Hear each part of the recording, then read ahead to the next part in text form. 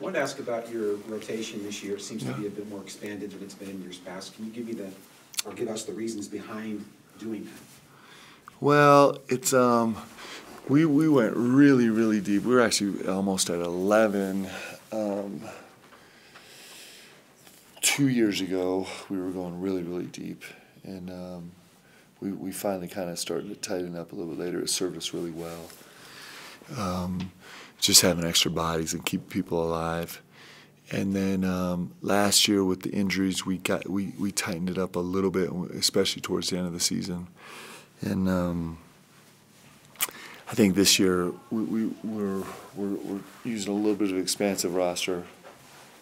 He's trying as much as guys are healthy to, because we got a lot of guys that are kind of like in the same space in terms of the way they can contribute to the team right now. And so I'm kind of counting on the guys to actually help us get some separation also.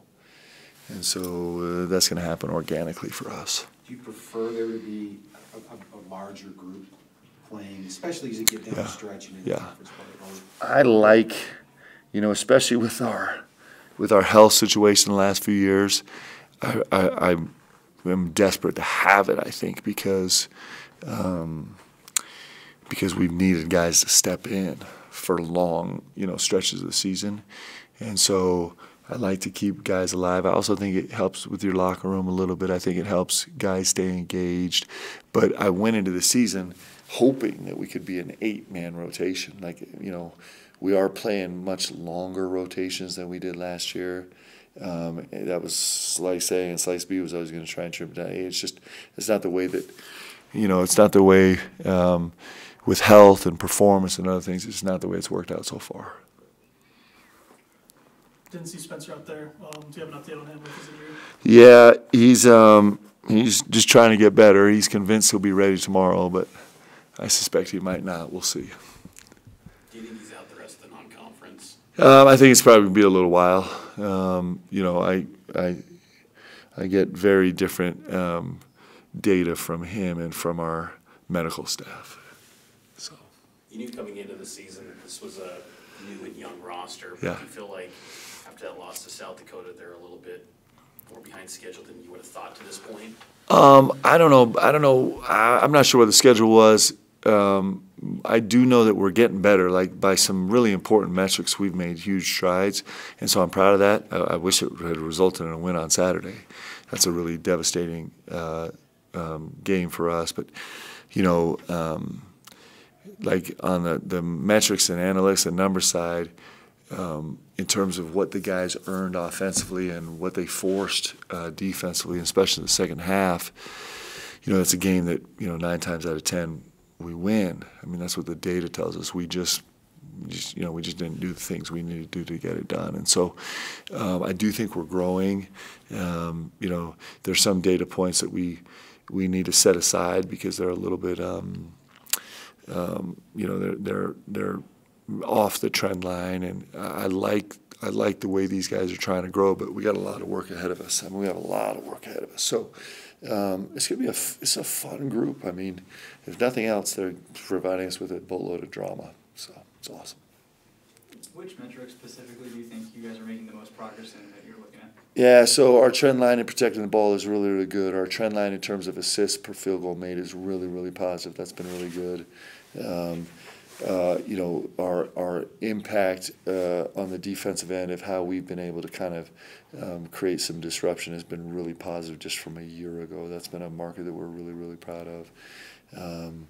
It's kind of some of the other areas we're really struggling right now. With those areas in particular, does that make you feel like players are really buying into what you tried to do over the offseason, or is that not really? I think these guys are. I don't think their buy-in is a question. They're trying. Like these guys are. Like we got unbelievable young men, and they want to be good and they want to get better. So there's not a. I don't think we're having a buy-in conversation right now. There's but there's a lot of little sections of buy-in. There's confidence and belief and the ability to kind of hang in there, right? And so those things are all being tested for sure, like they are every season. But this is a fun group to coach, and they're trying to figure themselves out, and we're trying to figure it out together, and I think we have really, really good things in our future, and then we've had some stumbles so far. How much of what you've seen from Dallin and Richie did you expect, or have you been surprised at how well they have and how quickly they have acclimated themselves to this level of play? I'm not surprised. I wish I had put them in a position where it wasn't so necessary and so urgent. I think that's how I feel more. We're kind of thrusting those guys into a situation that's complicated, right? And you especially with return missionaries, like every day I'm just trying to like we shut practice early. We shut it down early today just because I've got some health concerns with some of these young guys, and so I wish they weren't forced to kind of take such important roles right now, but they are. It's just the nature of our team. But I'm not surprised with how they responded at all. This Richie Saunders is he's a remarkable, dedicated, like 100% motor every single second. He's really special. And this Dallin Hall he brings a lot to the game. I mean, his vision and his poise and the way he thinks about the game, and they're two really, really talented players that are continuing to get better and better and better. We just need them to stay healthy. The way you're approaching the offense this year with more freedom, I think in the Idaho State game you actually called a play that Spencer hit the shot, and then you have Saturday maybe a different situation without timeouts. Yep. How much do players feel like they got a grasp on what you want done at the end of the game if it's more free? Yeah, we're still growing there. I was super frustrated with myself that I burned that timeout with a minute left because we're just trying to like somehow magically creep in this thing, and I wish just in that game we just needed one more. We just needed one more, and I probably. Looking back on it, we're always trying to do autopsies on kind of every decision we make, and I might have changed my substitution schedule, with 8 seconds left. Hindsight's 20/20, but we need, with this young team, we needed to be able to sit down for a second and talk about it. That's the fight you always have as a coach, right? Is like you need to use them, but then you just hate yourself for using them when you don't have one left when you clearly desperately need it. But that's the part of the game, managing it. What do you make of this version of Utah Valley? They're good. They're really, really good. They're a veteran backcourt. I mean, it feels like those guys have been there forever. They're really, really capable scorers. Their front line is super physical with unbelievable length. With their starting center is just ridiculously long and vertical and active. They're a really, really good team. They got great depth coming off the bench. They have kids coming off the bench that are actually some of the most efficient offensive players in the entire country in this young season. And so they're good, really mature, really, really veteran squad that I think is super hungry. Have you talked to anybody over there in the lead up to this game? I have a couple people over there that sneak into practice and they're telling me everything. No, I haven't. But I'm a huge fan of Mark. I mean, Mark's he's such a great human being. He's doing a great job coaching that program. You talked about paying a price for winning. Yeah. With your team, how do they get that? How do they learn that? Well, yeah, and then we kind of talked about that on Saturday. It's you hope that you learn it. There's a few things. A lot of times you learn it when you come into a program from the veteran presence in the program. Unfortunately, all of our veteran presence is sitting on the bench right now with injuries, so that's really tough. And then sometimes you can learn it just because you can just be so convicted and just pushing so hard that you can kind of manufacture that education yourself. And that's also positive. And then sometimes you're forced to learn it just by getting battered in the head over and over and over again. And then it just is born inside you, right? It's earned that way through difficulty. And that's the less enjoyable way to learn it, but it's also a super meaningful way to learn it. You know, you talk to the guys about, you know, I mean, for the rest of my life, I'll be an incredible fan of Michael Jordan in terms of the athlete and competitor he was. And for me, the greatest story of Michael Jordan is not that he three-peated twice and all the records he set. The greatest part about Michael Jordan's story for me is it took him 7 years to finally get there. He went 3 straight years losing in the first round of the playoffs, and he finally got to the second round, and he had to work his way through it. And you know, I know what an NBA season feels like as a bad player. I can't imagine what it feels like as a star player, but it is grueling. And you get to the end of it, and it's just like the thought of starting over.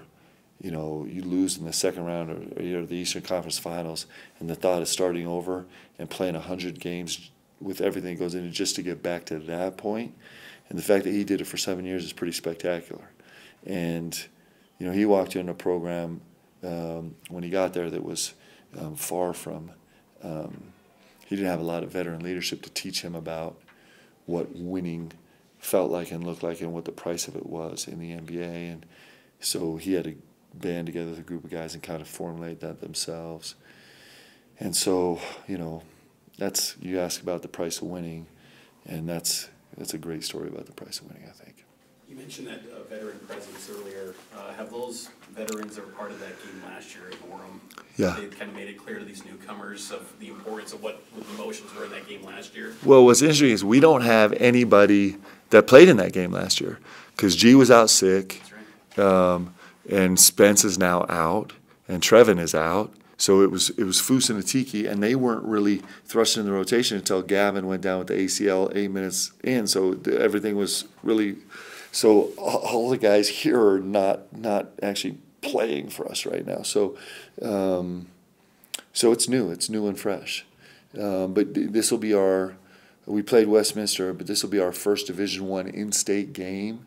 And so, you know, we're going to go learn, like, especially from a really, really veteran group that we're competing against. We're going to learn, like, what it means to, you know, these in-state games, you toss out everything, and it's just a brawl. And I'm excited for the guys. I'm excited for the guys to go learn what that feels like.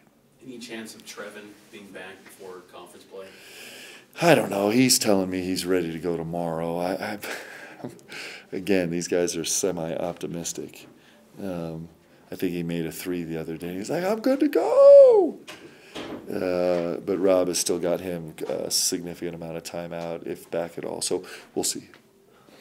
I wanted to kind of ask you, maybe a little bit off the beaten path. We just haven't had this sort of setting in a minute. But last month in the early signing period, you guys didn't sign anyone. Yeah. Was that a bit of cause for concern at all for you guys, knowing what's in the future with the Big 12? Was that kind of unexpected for you guys? No, it's by design. You know, we're plenty young. We got to get older. Like, it's hard to win young. I don't know who's winning young. I mean, maybe sometimes Kentucky and Duke do it, but I don't know anybody that's winning young. And so we got it. We can't. We're so young right now. We can't stay young. We gotta, you know, we gotta have an influx of some veteran guys that can come help us. G is working really hard right now on getting a 6th year. He's pretty committed to that. And so that'll help us be a little bit older. Last question. So for the Big 12 next year, you're looking more at the transfer portal. Is that right? Yeah, I mean we're gonna need, you know, we're gonna need to make some significant progress, and we're gonna do it with the young guys we have right now. They're gonna be so much better 5 months from now than they are right now. It will be mind-numbing how much better they are for a lot of reasons. And then we're gonna also have to, you know, we're gonna have to make some progress in the transfer portal just so we're not, you know, It's, you know, I mean, if we can win with freshmen, then we will be the only program doing it. So we need to get a little older. Okay? Thank you guys so much. Appreciate you. Thanks a lot.